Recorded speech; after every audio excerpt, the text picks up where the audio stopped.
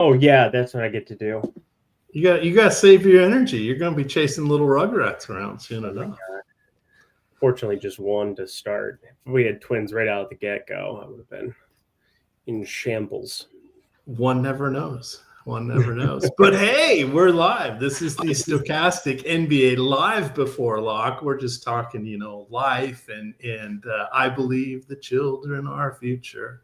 Oh my God. Teach them well and let them lead the way. Oh my God. Show them all the beauty they possess inside. Oh my God. Oh my God. I miss Whitney. She was fun. I miss when I didn't hear that song. You don't like that song, or you don't like me singing that song? I'll let you guess. What should we go with? I only know R. Kelly. That's we're not allowed to sing that anymore. Nor should we. Nor should we. Remember Chocolate Rain? That was a funny song. That kid on the internet. Chocolate Rain. Yeah, with the Grinch voice. Feel the pain. Chocolate Rain. Yeah, I do remember that guy, unfortunately. Oh, man. Emac is on one. It's 6 o'clock in Florida, and he is ready for a Mai Tai. I am beyond ready. I'm doing a big presentation for the new company I'm contracting with tomorrow. So I was just talking with the head of HR, going over it. So I'm a little trying to decompress after that one. Yeah, don't bring up R. Kelly on the call. A little spoiler alert. Probably not a great intro. I shouldn't be talking about how things are hot and fresh and from the kitchen, something like that.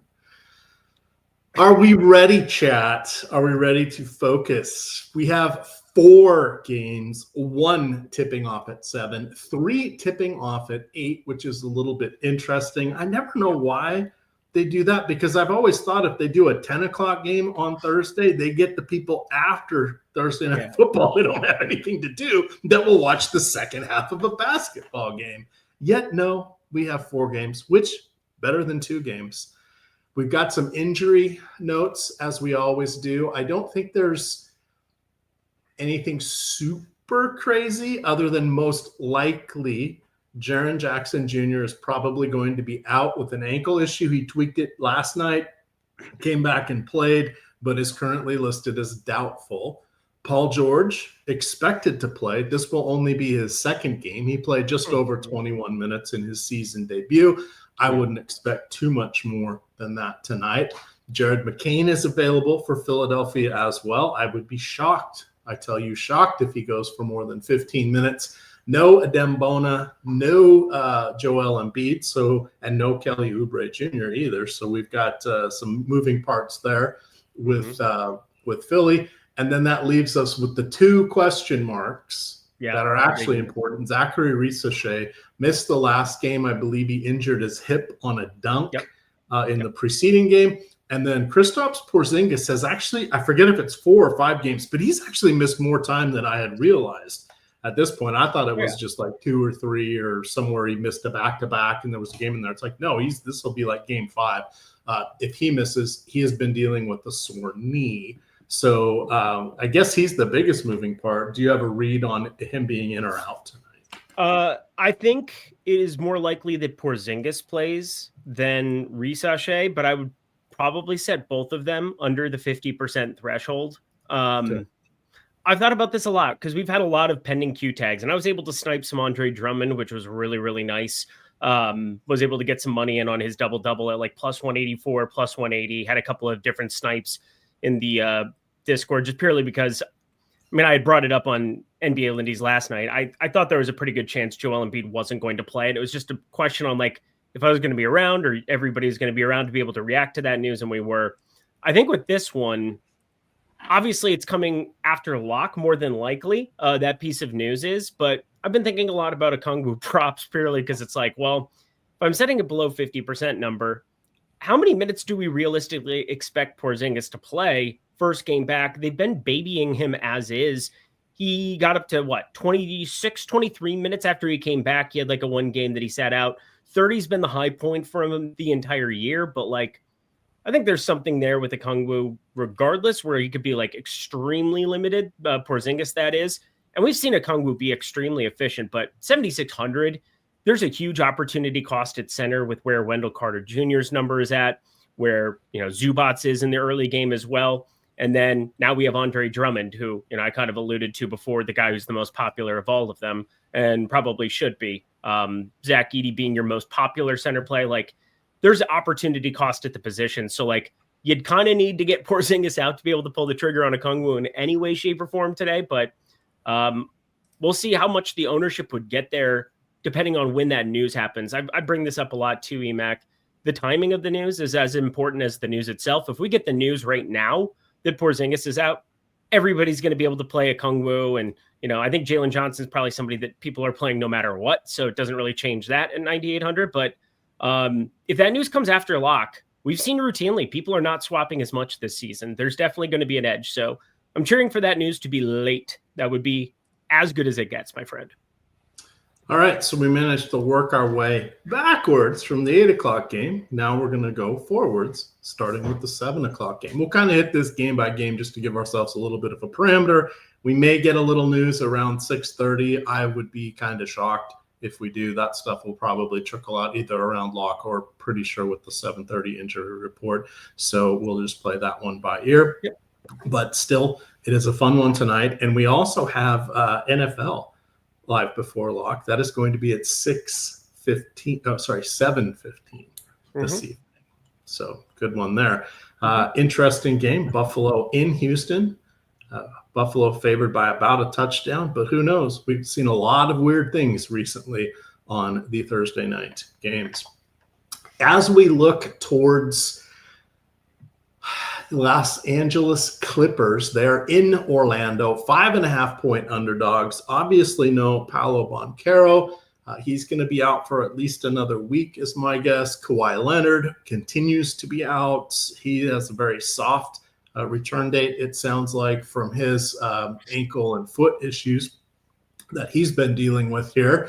So each team a little shorthanded. There's been enough time that has passed that the Clippers are sort of appropriately priced.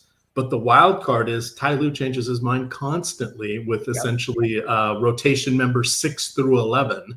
So there is some variables there. How are you feeling about this game? Your boy Ivica Zubac is in here. What do you got for us, Eric?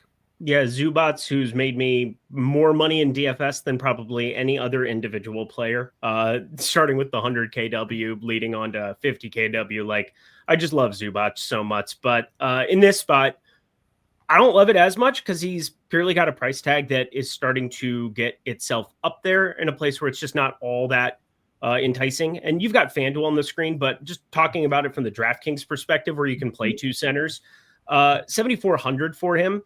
It's not as appealing when you have like Wendell Carter Jr. and now Andre Drummond, the two guys that kind of I alluded to earlier. We have Zach Edey, who can play more minutes than I anticipated right from the get-go as well. Is always going to be somebody who does a pretty good job on a point per minute basis. And now no John Morant out there. Vince Williams apparently decently functional at creating for guys. It's kind of an interesting spot, but just to touch on the Clipper side, I think they're probably my least favorite team to be getting to. Like, I think James Harden on any slate is going to look pretty darn good. And Bogdan Bogdanovic is the guy I'm getting the second most right now, purely because he's 4,200. And there's some savings that exist there that, if both of those pieces end up in Porzingis and Risache, those prices have already adjusted. I mean, even like Gay is up to 4,500. We've got, a number of guys. Vit Krejci's up to 5,200. I mean, it's not like you're creating some kind of chasm of value. So, like, I think no matter how that news pans out, I do like the idea of just getting myself to a little bit of the Bogdanovich thing. And then it just falls off a cliff. I'm not a huge Kobe Sanders guy. I don't think he's going to be a very good NBA player. 4K flat for him. It's fine. John Collins, he's fine. But Orlando on the other side of this one, I know that we had seen some massive totals. This total came back down, crashing to earth. 219 total right from the get-go. It's kind of closer to Philly, Milwaukee than what I expected it to be. When we see only like 4.5, 5-point difference there. But for me, Harden is one of those guys that, on most of these smaller slates, I'm definitely going to find my way to get to him even at 10K because with no Kawhi on the floor, he's doing everything. Bogdanovich's salary savings and shooting guard positionality that's useful, but like Do you like anything else besides those two on the Clippers? Because I surely do not. No, it's a function of a 4-game slate and taking chances. Agreed. And the sad part is this one locks before the others. You would be giving much different information on how to be ready for any silliness that happens here, or as things change, who you may want to take a chance for if these were later games. But we are costing ourselves opportunity slots here. Should we skip this game? No, nope. It's 25% of the player pool. There's no reason to do that. But it's also hard to get beyond the handful of key players for the Clippers to get anybody particularly aggressive.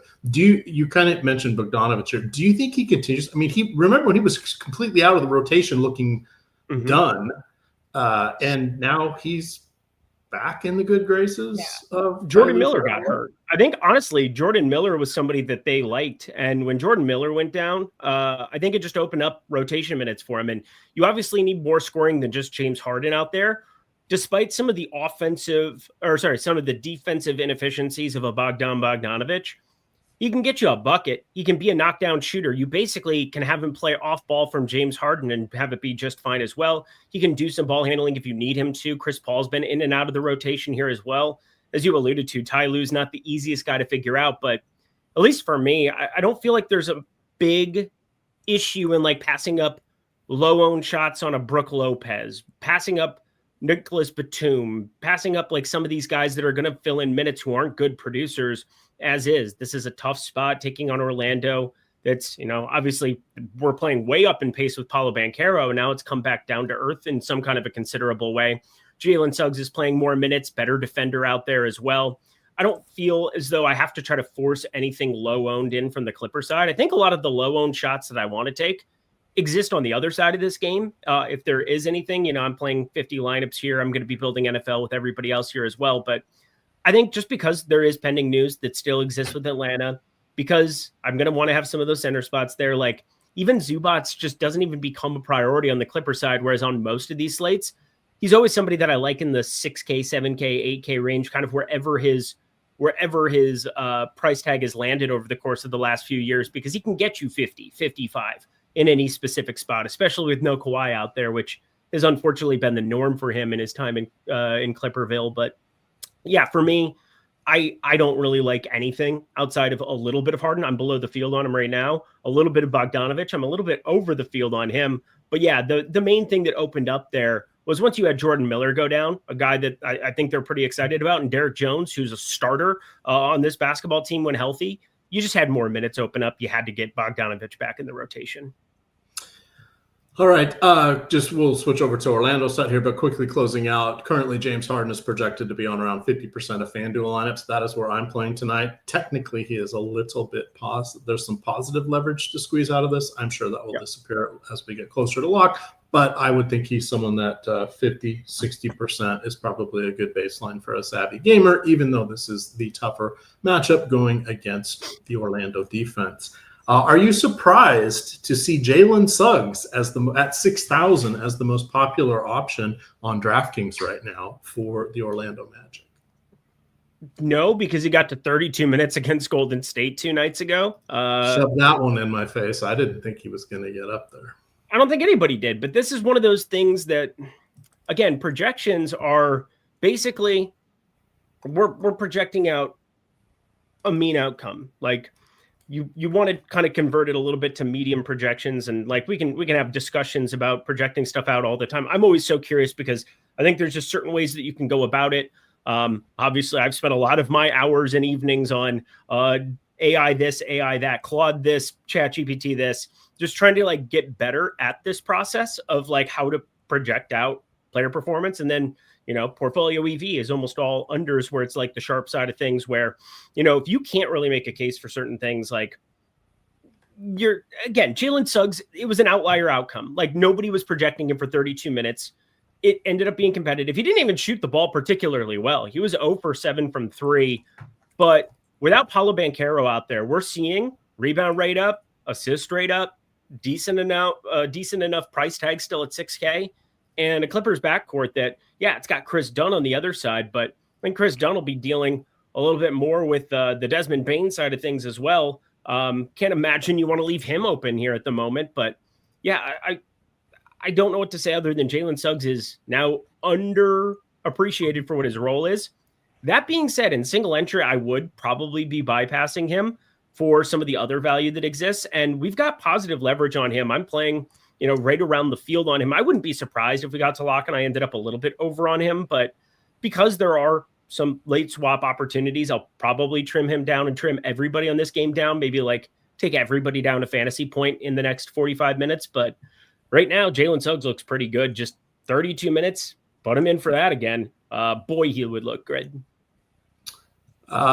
Real quick here, before we talk about the rest of the Magic, I've got some magic here. This is how you can get Sims for free. See, check that out. Just drop that link into chat here. If you have not yet signed up for any of these operators, please do so. A lot of you haven't signed up for Onyx, including me, which is available in over 40 states now, and Florida happens to be one of them. But if you follow these simple rules up here at the top of the page, click the button on this page. That's the only way we're going to know you came through on our recommendation. Sign up with our offer, deposit, place a bet, or your pick'em card. Once you get that first settled bet, send that to support@stokastic.com with a screenshot attached to your welcome email. Tell us which sports league you would like, and you will get 1 month of single sport Sims for every one of these that you sign up with. Not a bad deal. You can stack them. You could do the rest of the NFL season if you sign up with a couple. You could sign up for 3 or 4 and get the rest of the NBA season, or 2 months of each. Definitely a way to go. That is the Stokastic link join offer. Wendell Carter Jr., tough matchup going against Zubac. I kind of like Franz Wagner. Who doesn't? What does he get? I don't have his numbers up here, but I think when he goes from 1.1 fantasy points per minute, about 1.15 when Ben Caro was off the court. He leaps up to 1.1. 1.22 this season. Yeah, 1.22. It's a big jump from the start of last year. Yeah. This season, 116 minutes, 1.22 DraftKings points per minute. And that's with some terrible shooting. 43.3% effective field goal percentage, 50% true shooting. And I always cite that stuff because I like seeing it when it's low. I like seeing it when we haven't seen massive ceilings from guys, or when there's some meat left on the bone, because Franz Wagner isn't going to shoot worse than that going forward. Otherwise, you would have to call him a below average NBA player, which is not what Franz Wagner is at all. We all kind of look at Franz Wagner, watch what he's done over the course of the last few years and say, yeah, that's borderline all-star caliber basketball player. So Franz Wagner, 8,800, no problem with him whatsoever as somebody who can sneak into lineups. I will say this, though. If you don't have Porzingis out there and you don't have Risachet out there, Jalen Johnson, 9,800. Okongwu, 7,600. These are guys that you kind of want to be making room for, and those are 2 guys that I wouldn't have any problems playing together. And 8,800 is a big price tag to be getting in right now. We have negative leverage on him in the boom bust. We have a lot of ways where we can get away from Franz Wagner. But if you decided that was the guy that you wanted to make your stand with, and you were to just shoot the ball better, we would probably be all right with Franz Wagner being the guy that you ended up paying up for. But I don't have any kind of a crazy stand on him whatsoever. I'm about at the field on him. 18% probably comes down a little bit here as I kind of adjust. And I said kind of bringing this entire game down fractionally. But my favorite play on this side for right now on the DraftKings side is Wendell Carter Jr.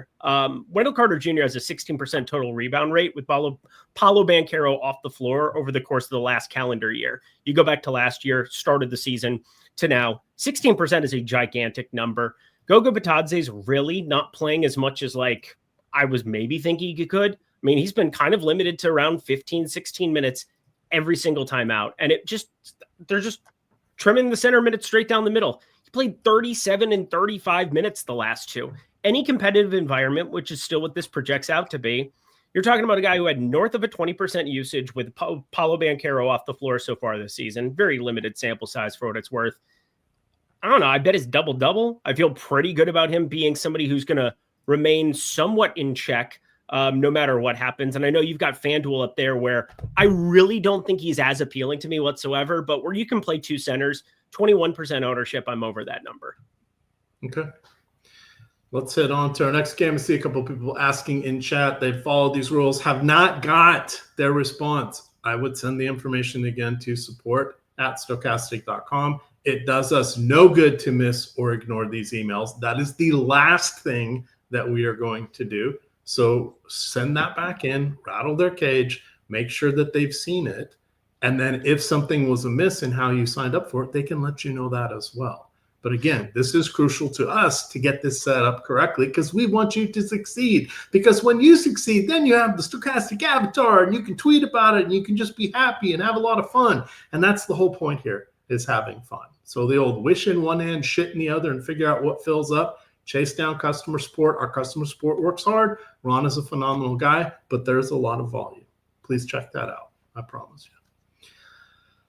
Okay, we now have the 3 8 o'clock games here, Eric. We shall start off with, do you have a preference? You want to go Atlanta, San Antonio? Shall we shed a tear for Wembanyama being out? Yeah, probably should. I will say, no Trae Young. What the heck? Oh, I think I just sprained my calf, my ankle, my hamstring. These poor guys, they're just running all over the court. It's catching up to them. You seem skeptical? No, I'm not that skeptical at all. No. Come on. Why are you it's skeptical? Not like they have that torque of swinging a golf club and then walking to the next tee. I'm sorry, walking to the golf cart and then driving. See what I did? Wow. You went off on somebody saying that you would steal the soul of anybody that was in Southern California or the Arizona area that wanted to take you on. I did. If you wanted, if somebody wants to, let me know. I'd love to. I haven't done any of my golf hustling in many years, and boy, I was good at it. Hit some balls left-handed on the range, and then you know what I do is I go play right-handed when I go out and play actual golf, and you could get any amount of money you wanted in Vegas with those cocky poker players. It was the best. Are you serious? That's I did that all the time. I did that. It's not just tin cup that this happens in. No, so mid 2010s, I had some poker, but I mean, they're still my buddies. I still hang out with them all the time. But I've got some poker player friends that are pretty darn good at stuff, and they would book some action for me from time to time. So I'd go out and I'd just kind of screw around with some left-handed clubs because I got pretty good playing left-handed, but it doesn't look as good. It's not as functional whatsoever. And so people would, we'd book some action, and then I'd go play right-handed. I did that multiple times. And they didn't, hit your kneecaps or anything like that because you snookered? No, just you should realize that I'm allowed to play whatever hand I want when we actually go play for money on the course. It's Vegas. Play the hand you're dealt. Play the hand you're dealt. Yeah, and you got a broken one? What's that on your wrist? What'd you do? Arthritis. Fishing? I'm old. Clubs do I play? I don't know what clubs I play, but I did get this in the mail recently, and it might be my favorite thing I've ever seen in my entire life. This new 3-iron that I got, I wouldn't hit this on the range. It's pouring rain right now. But this new Titleist, whatever this is, these guys are just insane. This is the best golf club I have hit in a long time. U505. Anyway, but yes, I always have my golf clubs right next to my workstation because you never know when the mood will strike. There we go. All right, let's get back to this game. So obviously seismic shifts, but Trae Young has been out for a significant amount of time. We're still waiting to find out Porzingis and Zachary Risachet. Eric thinks that they're probably both on the wrong side of questionable, yet still do have a chance that they can play because it's the NBA and they never really tell us what's going on with injury updates here. Assuming they're in, do you like anybody as a priority play? Jalen Johnson. Like, how do you not like Jalen Johnson as a priority play? Like, you get Luke Cornett in the front court instead of Victor Wembanyama. So everything I'm looking at from like defensive rating, nothing applies. Nothing applies whatsoever. It's a completely different defensive scheme. Luke Cornett, he's not a nothing. I like Luke Cornett as a basketball player, despite him just torching me on Tuesday by taking one shot attempt. But the whole point here for me is that I like pretty much anything that has to do with Jalen Johnson here until you get Trae Young back. He's doing everything. I mean, he's doing absolutely everything for this Atlanta Hawks team. Over the course of the season, over any sample size, 25.5% assist rate. And that's with Trae Young and Keaton Wallace in the sample size as well in 256 minutes. 14% total rebound rate. That is the second best behind Okongwu on the entire team. He fills up box scores. He's not shooting dependent by any means. And now he's at a price tag at $9,800 where there are other guys that he's going to compete against and pull some ownership away, where he won't just be 45, 50% owned on all of these slates like he was when we saw him at 8,300 3 games ago and put up 92 against Utah. I mean, it's just he's a ridiculous basketball player. He was at Duke. He's great now. Play Jalen Johnson. He's 15% owned. We have him optimal at a much higher rate. What more do you want other than a guy who's not shooting dependent out there, who can put up fantasy points in multiple ways and is still sub 10K, projected for nearly 50 fantasy points, and has a massive ceiling that, I look at other pieces on this slate. Yeah, Maxi's more interesting now. Harden, sitting at a 10K number, but taking on Orlando low pace.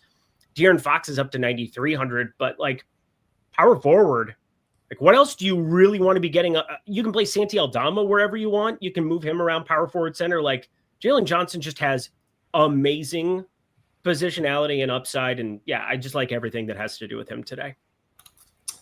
All right. Flipping the script to the other side, you've got some Spurs who have a lot of usage to backfill in, some minutes, a lot of field goal attempts here. As you mentioned, we were sort of disappointed by the front court there with Luke Cornett gutting us on Tuesday. But before we move on to that game, can we at least talk about what happens with Atlanta in the event that you get both of those pieces out? Sure.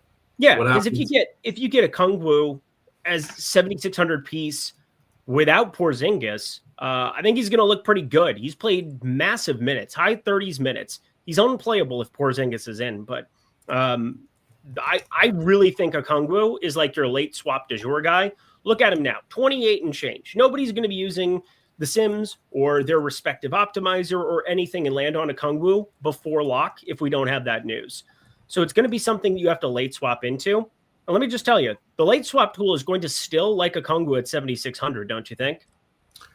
I think it should like him very, very much. Very much. Otherwise, the entire team is unplayable outside of Jalen Johnson. Porzingis, if he plays, 24, 25 minutes, he can still kind of do that. But I do have some issue with his positionality. He's center only, and I don't know what the minutes upside can be. And I think there's some low-owned center pieces that we can take shots on. And then we have Andre Drummond, who showed up, and we have Wendell Carter Jr., who always existed from the beginning when I woke up this morning at 5:30 a.m. It's just like, there's no planet where I'm not going to be playing Wendell Carter Jr. still. And Kristaps Porzingis is just kind of a big question mark. So, use some of that early information you get from the Clippers. I wouldn't have any valuable lineups. Like, let's say you have Tristan DeSilva and he goes completely nuclear, which, by the way, Nuke of the Night went pretty well there. It was average, actually. But I look at something like that where, if he has like 35, 40, I wouldn't want to burn that lineup having Kristaps Porzingis as like a dice roll in it. I would probably be playing more chalk around it. So keep that in mind as you're kind of going through your late swap process as that news comes in. All right. You know what news did come in? That you got ESPN to change their box scores, which were an absolute abomination. And I'm so sad. I would have been retweeting your tweet every hour on the hour until they fix these things. I just thought I was old and there was some new way to look at the box score. So I was very, very sad. But it was the dumbest idea that they've had. And they've had a lot of dumb ideas over the last 15 years. All I had to do was have a mega viral tweet shaming them and they changed it back. Or what did you get, like 2,500 likes and like...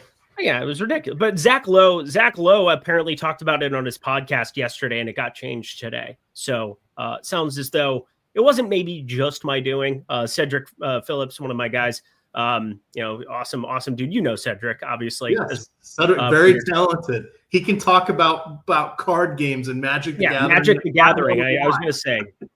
He's big in those streets. I know that for sure. But it was nice to get them to change that up. So I'll never again have to look. Well, it was only like a week period for me because, apparently if you still used it just on like Google Chrome browser on your phone, it stayed the same. But other people had been bitching about it for a while. But anyway, Eric has more talent than Zach Lowe. I wish. That guy, I love him. He's probably my favorite podcast listen to, period, in the entire industry, like in sports in general. Like, He is the Joe Rogan of the NBA. He should be viral as he is. He's an absolute stud, and ESPN's insane for letting him go. Yeah, that was pretty moronic. Another one of their dumb ideas. Anything you want to call out specifically for the Spurs? Yeah. How many minutes do you think Keegan Murray can play? He's not on the Spurs. He's on. Or sorry, Sacramento. You had Sacramento pulled up. That's why. I was trying to figure out what. I thought we had moved on to Sacramento. Let's move on to Sacramento. It's more interesting. So why'd you pull up Drew Eubanks though? Well, because I was trying to figure out how many minutes we had him for, and someone in chat was asking. Got it. Okay, I just didn't know why we had moved on to that, but no. Yeah, I thought I was on a screen I wasn't displaying because let's go to the Spurs side of things because we got to cover them on that game first. All right, here you go, Spurs. Yeah. Oh boy, it's a lot of people who want to play Keldon Johnson today, and I think he's going to end up being more popular than we have projected right now, purely because people love them a box score, 32 and 33, mid 5K tag. You know, the quote unquote nearly 6X that he's been putting up for people. It's really hard to click on Harrison Barnes. It's really hard. I still think it's hard to click on Jeremy Sohan as we're kind of like getting him back into the mix. But I do think people can click on Keldon Johnson.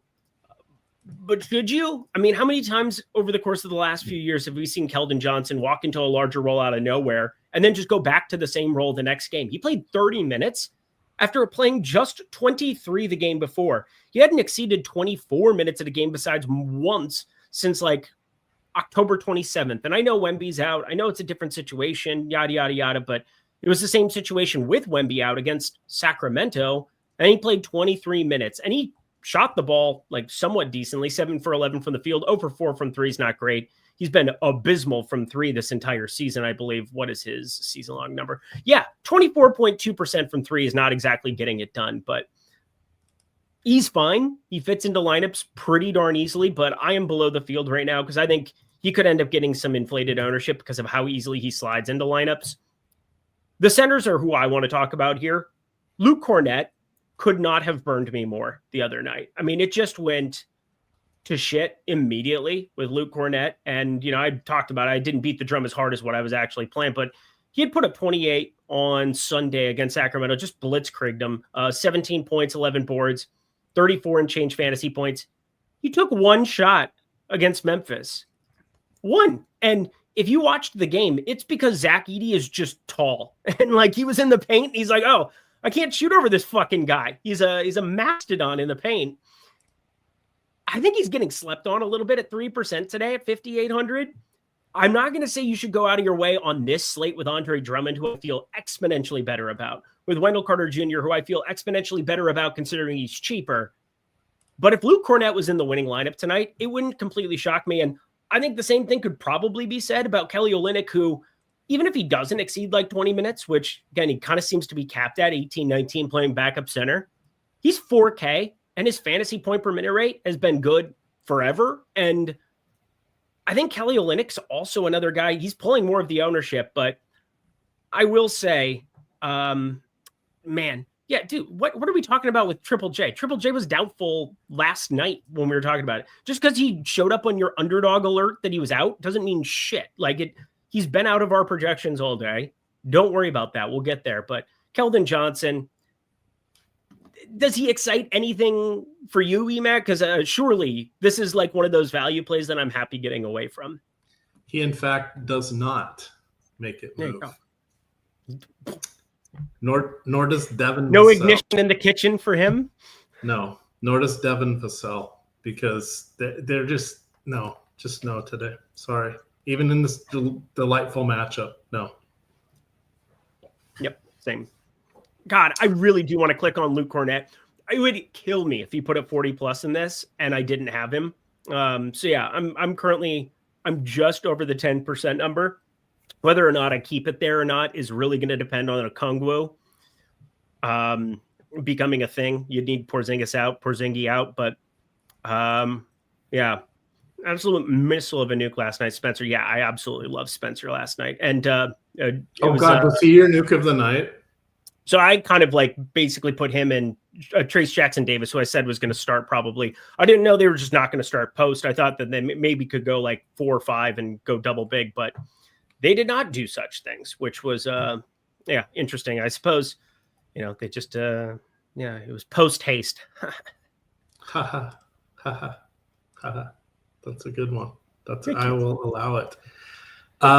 We do have some news. Gary Harris available with his illness. Zachary Risachet playing. Kristaps Porzingis playing. Oh my God. We've got the Orlando starting lineup as expected. We also have the Clippers starting lineup, and Kobe Sanders is reprising his role. Well, shit. I'm going to be playing Luke Cornett. Rip to me at 3% Luke Cornett. God, this is annoying. All right. Porzingis. This is tough. I mean, you can definitely play some positive leverage on him here as well. I do not know what to make of the minutes at all. Nobody does. They do. If they feel confident about his minutes, they're lying. Definitely hurts Jalen Johnson a little bit, but still playable. Still going to probably play him. We've had him in alongside Porzingis all day. Probably keeps his ownership somewhat in check, but maybe people don't care. It's really, really hard. Yep, we've got Porzingis for 25.7 minutes, and that did not change with this news. I was flashing up on the screen. Well, I wasn't flashing, but the Stokastic lineup page, I believe this is free. You can even see all the team notes that and conditions that the projections team is thinking about. And as things are confirmed, these guys will turn green. That is the green check mark that you can trust. Funny enough. Oh God. Don't even say it. Don't even say it. Now we're not going to update it for something, but there you go. There you go. Projection, guys. There you go. I spoke it into existence for you. All righty.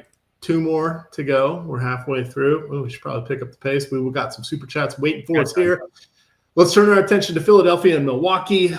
God forbid any stars are healthy at this point. Giannis Antetokounmpo is out. Tyrese Maxey at some point is going to spontaneously combust if he keeps playing 40-plus minutes a night. But in the meantime, he is basically fighting for the league lead in points, minutes, field goal attempts. He's 8th in assists. He's got a 5-figure salary most days, but it is worth it. How are you feeling about Mr. Tyrese Maxey? And this is an outlier island road game. Philadelphia played at home last night. They're back home again on Saturday. Yeah, I think Tyrese Maxey is a low-owned guy that I definitely want to take shots on.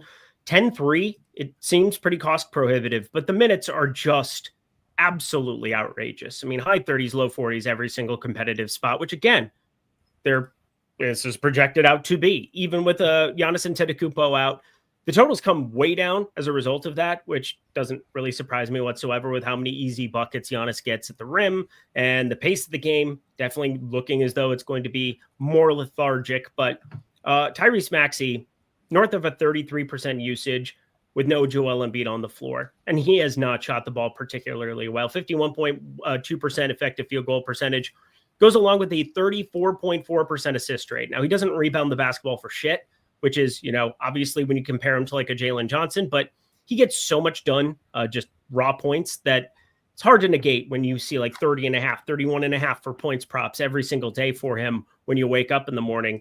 You update your stuff, and boy, oh boy, he looks as though he could just thrash anybody on the other side. Now, Ryan Rollins, Gary Trent, decent enough on the defensive end here, but Tyrese Maxey, if he stays around that 10, 12% number, he's going to have to do everything in this game. He's the 3rd most popular Phillies guy, though, for a reason. We got Andre Drummond. He's my favorite play from this team, bar none. He has the highest rebound rate of anybody playing basketball today, projected for north of 14 rebounds. In our advanced stats page, looking across the board at everything Andre Drummond props. I mean, double-double has come crashing where we betted at plus 180 earlier today to like the minus 140 realm. Didn't see the updated number for it, but you get that at 6,400 and playing mid-30s minutes. Yeah, you could run into foul trouble here or there, but he's my favorite center play on the entire slate. I don't think it's remotely close now, especially now that we don't have a Kongwu. And, unless you can play power forward Santi Aldama. So there you go. I absolutely love Andre Drummond. And on the FanDuel side, Tyrese Maxey, yeah, you can talk about him there. I've been playing him on FanDuel every single day, which is weird because, like, You don't get the 3-point bonus, but he's been 10K. And now he's only 10-1. Tyrese Maxey is a really nice upside play. Some would say he is a dude. Hey, remember what? 3 out of 4 years or 4 out of 5 leading up into 2019, Andre Drummond led the league in rebounding. Yeah. He fell out of favor when the game changed, and now he's been around long enough that he's okay again. So here we go. Back then, hoes did not want him. Now he is hot. Hoes are all on him. All right. Let's hit the last game. Wait, no, Milwaukee side. Sorry. I love Ryan Rollins. I'm okay with Kyle Kuzma. Bobby Portis is so dusty. Ryan Rollins today? Yeah, I love Ryan Rollins. What do you want to do with Kuzma, with Portis, with the also-rans? $25 on Yahoo. I have my one lineup over there. I like him there. Ryan Rollins is really popular today. I'm pretty nervous about Ryan Rollins. I think he's overowned. Our boom bust kind of shows that there are some chalky plays that I don't feel particularly great about today. And, when we go game by game, I have the opportunity to kind of highlight these, whereas like on a main show, it's like, hey, who are the guys you're getting to? Who's in the sim? It's quite a bit. But Ryan Rollins is very popular at the moment. And I don't know, the tag is just getting to a place where there's some major sticker shock that's attached to it. And I'm a big Ryan Rollins stan. I made quite a bit of money betting his assist props and 3-point props earlier this season, kind of like on this progression up. And now without Giannis out there, is he somebody who his fantasy point per minute rate justifies the tag? Sure, it does. But ownership is the other part of the equation of the game we play. And he's a 1.1 DraftKings points per minute guy who has the assist rate, but kind of the same thing I said before, like the usage isn't nearly what it is for a Tyrese Maxey. Neither is the price tag as a result, but like 7,500 for Ryan Rollins right now is just a big number that I'm not sure that I'm going to be embracing when it comes to it. And depending on what value you're playing as well, Cole Anthony is such an interesting piece on this slate that it's hard for me to not want to be involved in the Cole Anthony business. And he's basically properly owned at 19%, 4,700. But with some of the spend ups, the Jalen Johnsons, the Tyrese Maxeys, James Harden in the early game, if you decide to go that way, and then a lot of Sacramento shots that, the starting lineup could really change a lot of what we look at. I like the idea of being overweight to Cole Anthony and underweight to Ryan Rollins and kind of letting it roll from there. All right, hit us on our last game, and then we've got a bunch of super chats to go through. We have Sacramento in Memphis. No Ja Morant. No rebound king Domantas Sabonis. No good comes to those who are bad and evil, unless you're the president of the United States. I'm just reading Twitter. What do you got here from this last game? I'm going to get our answers ready for our super chats here. That was absurd, and I have no idea what just happened. But this last game is kind of an interesting one, purely because Sacramento, they did a massive shakeup. If you guys didn't catch it yesterday, they did a pretty massive shakeup to the starting lineup relative to anything that I thought that they would do. They ended up benching. Dennis Schroeder had already been benched. Malik Monk already been benched, but Keon Ellis got benched along with the biggie, Zach LaVine. It was kind of a weird situation that we had there. I'm not sure exactly. I'm pulling back up Popcorn Machine here because I had looked at it this morning. And there was just so much weird stuff going on with Sacramento. I have no idea what to put their starting five at for today. Like I just had no clue. They ended up starting Drew Eubanks, DeMar DeRozan, Russell Westbrook, Precious Achiuwa, and Zach LaVine. Oh, Zach LaVine did start yesterday. That's so weird.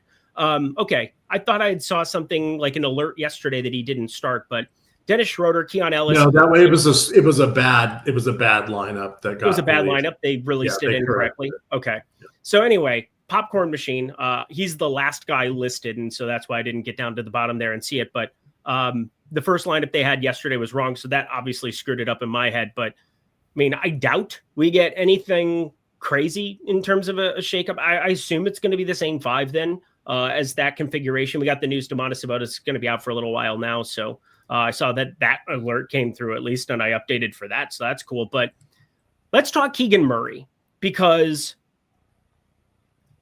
there's a part of me, I'm not going to nuke of the night him because he is 0.1% owned, but it was a hand injury. It's not like it was a lower body injury by any means. And I'm not saying that, he's going to go out there and play 40 minutes right from the jump, but like he is really going to impact everything from just a usage perspective. I mean, he's just a 3-and-D type dude in general.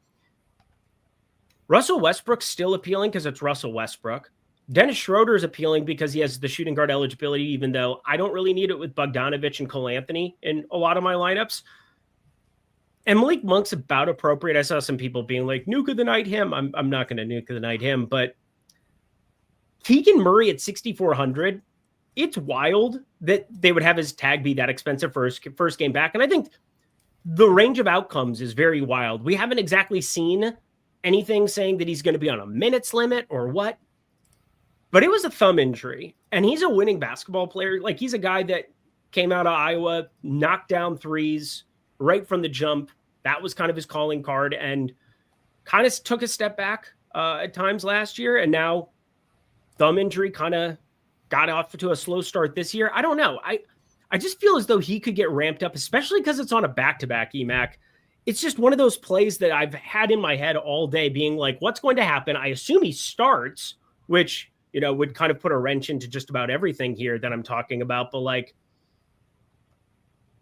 I don't know what to make of Sacramento in general, because like, I don't want to have him be a full write-off. I think Westbrook's the most appealing guy to take shots on, but Keegan is $4,800 on FanDuel, Emac. I really want to pull the trigger on that. I think you should. 6,400 on DK, less of a conversation point, but 4,800. It's a number. It's a number. You're updating your lineups, aren't you? No, I'm sitting here trying to figure out why my stuff. Well, I'm trying to upload them because I got that far and something is broken. Do you want me to share the screen? Do you want me to share the Boom Bust tool? Thank you. I'll do that. Sorry. You're okay. I got you. We will just switch out responsibilities. We've got those super chats. I'm ready. I'm ready. Yeah, we'll do that. Focus on those. I'm gonna remove you here. I'll throw mine on up here. But anyway, the big thing to like point out here is the difference between the two sites. And obviously, as I was talking about him, had him up on FanDuel. Low projection, but again, we haven't seen anything as far as a quote-unquote minutes limit. If he is in the starting lineup, this is the guy that I would be nuking. 4,800 on FanDuel. You know what? F it. Everybody's asking for the nuke. Do it. I'm asking for the nuke. I like doing this, and we'll get to all the super chats right after it, but this is what I was put here on this earth to do.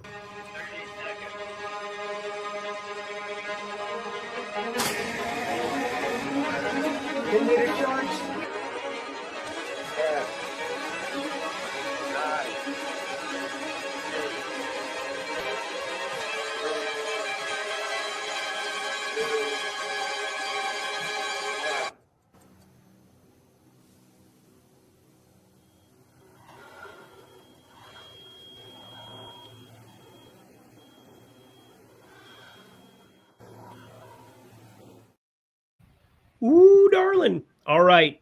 FanDuel side of things. Keegan Murray, definitely my nuke of the night. But I want to hear your nuke of the night for DraftKings FanDuel. You said you're playing more on the blue side for tonight, so I suppose you can kind of take it whatever direction you want. But I'll pull my DraftKings nuke up because it is saucy. All right. Well, it's not. I like Vince Williams, but I think that is kind of what a lot of folks are going to be doing there. So that's not really a nuke, but I did get his rebounds correct. His over, he crushed it. He doubled up on his 4.5 on Tuesday. But now that I've bought myself some time, you know who I hate tonight? Santi Aldama. I don't want to play him. He makes me scared. He never plays over 26 minutes. It's pure frustration everywhere. I'm nervous about Bobby Portis. He's getting old. I don't feel great about Kyle Kuzma, but I will be calling out Mr. Kyle Kuzma on FanDuel as my nuke of the night. Wow. Yeah. Wow. Yeah. Well, it doesn't seem fair to say Vince Williams, who's going to be on 65% of lineups. ridiculous. I'm a coward to play coward. Wow. Again, wow to everything you're saying today. Yeah, and people got mad last time when I said Tyrese Maxey. Remember what? He had a really good game too. So screw you guys. I'm going home. Well, anyway, yesterday we had one Spencer. We have another Spencer today, and Cam Spencer played 24 minutes last game. Projected for pretty modest ownership, I think, at 21%, but 25% optimal. Positive leverage coming in on him yet again. These Spencers are just good fantasy producers. They just kind of get stuff done. They're like Colin Gillespie's on their respective teams in Golden State when he gets opportunities to get run, which are few and far between with how many guards they've got hanging around out there. But then Cam Spencer has minutes and has places for these minutes to go. Vince Williams played really well last game, didn't end up resulting in a W, but Cam Spencer came in, knocked down a couple of threes early on in his rotations, played about the 24, 25 minutes. There's going to be a time where they run into a wall with Vince Williams at the point guard position, and Cam Spencer is going to take over and be taking over from a creation standpoint more so, and just put up a gaudy box score. Cam Spencer, I will be taking shots on, even coming off the bench, because I assume he's just going to keep coming off the bench. I thought there was a chance he maybe jumped into the starting lineup last time. You and I kind of talked about that off camera, I believe, 2 days ago that was? But man, Cam Spencer, nuke of the night, you best believe it. But as we're rounding out Memphis, I think it kind of is a seamless transition for it. Santi Aldama, I don't feel the same way you do. I do think he's an easier click. He's the most popular play on the slate. I would be shocked if I didn't have him in nearly every single lineup when we got to lock. And Vince Williams played really, really darn well. We had him massive leverage last time, and you were definitely in the right, Rich and team behind the scenes, because he ended up just slamming. And I think no matter how you ran the Sims last slate, you were getting like 100% of Vince Williams, and it was beautiful. But we'll say I'm trimming a little bit underneath the 70%, getting myself to a little bit of the Cam Spencer by himself, just because I do think there's a path for that being long-term what Memphis decides to do. They just don't have any ball handling, especially with Jaren Jackson Jr. out today. Like, that's another guy that can play point guard in essence for them, bring the ball up the floor. We've seen that for years now. They might run into some major issues if they don't have Cam Spencer out on the floor a little bit more. So I'm going to be taking the shots on that one. That's my nuke of the night. Cedric Coward, we brought up multiple times on the show, just a nice rookie. Zach Edey, the main problem with him is positionality. But yeah, he stopped Luke Cornett from even attempting shots last game, which was super tilting. But overall, Memphis got your most popular pieces. I have no problem clicking them in, multiple lineups here today. Santi Aldama, Vince Williams, pretty undeniably great from a projection standpoint. All right. Are you ready to talk the value plays on DK, the top plays on DK, and then FanDuel plays? We can do that. I think it's pretty clear cut what you're doing on DK positionally. Obviously, Cam Spencer, a tournament play, but Ryan Rollins, I did poo-poo the idea of him a little bit. You're playing him in cash still. Jalen Suggs kind of poo-pooed that one. You're playing him in cash, and I'm contemplating what I want to do in like my big lineup, if I want to roll out Jalen Suggs in the early game or not. It just feels a little bit, I don't know why I just hate point guard today relative to the field, but kind of apparently do. But Ryan Rollins, probably your top here between them. I don't know. Jalen Suggs, 6K, man. We have a higher optimal percentage. I'll go Jalen Suggs best play for cash point guard. All right.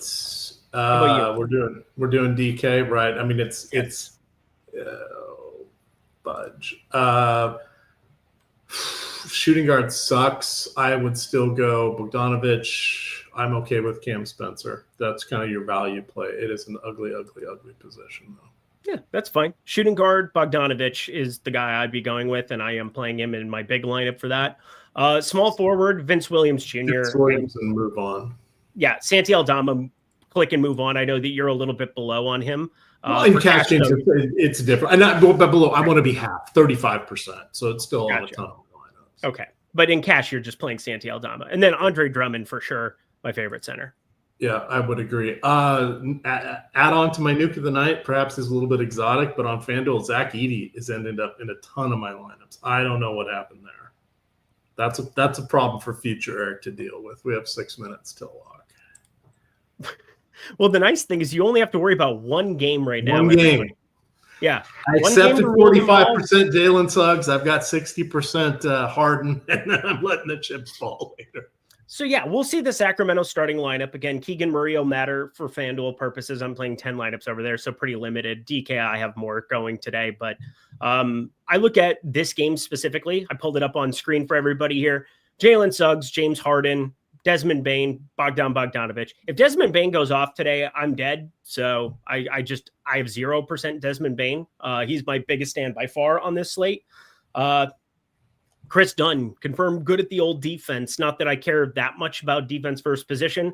I care about this. We've got massive negative leverage coming in on Desmond Bane at the shooting guard position where I just feel much better punting. I like the Bogdanovich. I like the Cam Spencer. I like the Cole Anthony. I like a lot of those guys and rotating them around 30, 35% of lineups rather than playing early piece 7,500 where I need to have some kind of a ceiling there to really have it affect me or burn me. So Desmond Bane, my big hit eject piece, just because of how good some of that mid 4K value looks coming up later in the evening. Wendell Carter, brought him up as well. I like the positive leverage coming in on him. He is in that big lineup that I rolled out. Don't have a lot else. Do you have anything else that you want to say about this early game? No, but real quick for the FanDuel people, I just dropped that in chat. Jalen Johnson, Harden, Vince Williams, begrudgingly Suggs. I think you can go to Westbrook as well. That is your core to build around. It's mostly at the guard position. You can find your differentiation at power forward and center. There's a lot of ways to go. Yep. We talked about the must-have DK values. We talked about DK by position. We talked about top 5 DK plays by possession. Hopefully you guys all were able to catch that. And then, 5 must-plays on cash. You just dropped that for the people. Emac was on top of all of these things. We got, 3 minutes left in the lovely program. Not enough people have hit that like button considering, we're out here grinding. And Emac only has one hand to be able to do all of his stuff. So Goody gets his flowers. He wanted to get his crown. He got it. He's worn it the entire show with his super chat. Shout out to Goody. Well, shout out also to the Tails app. We got the Tails app rocking for the people. You can download it, the App Store, get it on Google Play, all of that goodness. We've got tons of goodness coming to you from Tails. So head to tails.bet or tails.bet/Lindy if you guys want to check out my stuff. But download on the App Store, Google Play. We got tons coming your way from it. Plus the show after us. We got Greg. We got Lofty. They're going to be breaking down some NFL for you very, very shortly. Houston hosting the Bills. I'm excited to play some showdown for that one. Do you have any takes for the football coming up later, Emac? I mean, I only spent 3 hours writing an article covering everything there was about it today. Why don't you drop that in chat here as we answer? I will do so. And there was a question, Drummond or Vassell? Drummond. Always Drummond. Yeah, Drummond by a lot. Drummond by mucho things. I love Andre Drummond today, and obviously I will be cheering for that. From the rooftops, you dropped it in, Drummond. Love you guys. Thank you for everything. It's the Eric and Eric show. Boom. There you go. I'm trying to show mine. There you go. So I dropped in the link to the free article. Team by position, full player pool ranking. It's a Gabe Davis night. Who knew? Time is a flat circle. It's wild. It is. These are wild times. Yeah, Eric, by the way, I get the left hand, the right hand thing. I assume that if he's rolling out there, that his hand is fine. They've taken this long with him. Sacramento sucks. They're not going to just rush him out there. But my thing is that it's not a lower body injury. And, LeBron, same kind of thing. He gets ramped up and you're going to be tired. You're going to have like the normal wear and tear of like getting back into the swing of being an NBA player. But for the most part, if you are young and you don't have a lower body injury, you should be able to play pretty considerable minutes right from the jump. The starting lineup will definitely kind of be the main thing for that. No playback today, I don't believe. So there will not be. Not against Thursday Night Football, but I just dropped the link into chat. There is a show in 15 minutes with Lofty and Greg breaking down all the things that you need to know. Read my article leisurely before you get to that show and see how many things they mentioned that I wrote, because I know neither one of them read my article today. It's not very nice. But it's true. But when you make as much content as we do, it's hard to look at each other's stuff. But here's the thing is that I love you and I appreciate you. And I always click on your links because I love you. That's right. You never know what kind of viruses you're going to get from the old guy. Was that my out loud voice? Am I on mute? Thank you, everybody, for coming to NBA Live Before Lock today. Don't forget, a couple of things. Make sure Kristaps Porzingis ends up in that starting lineup here. We want to get the starting lineup for Atlanta. I assume it's going to be Porzingis and Risachet, considering they're both backing in, but you never know. And then the biggie, Sacramento. Want to look at their starting lineup. Those are things that could change. I doubt we get a different starting lineup for Philly, even on the back-to-back. I doubt we get a different starting lineup from the Spurs, even though Luke Cornett completely sucked 2 nights ago. And I doubt we get anything crazy from Memphis, considering Vince Williams played well last game. But you never know. You always want to be checking it out. That's why the Discord is so important that you guys join over here at Stokastic. So you're able to jump on in there and we can update you. Plus, it's not like Rich on the back end is not going to be. He's going to be updating for the next hour, making sure any news that shows up, he can keep you apprised for. So with that, gamers, good luck.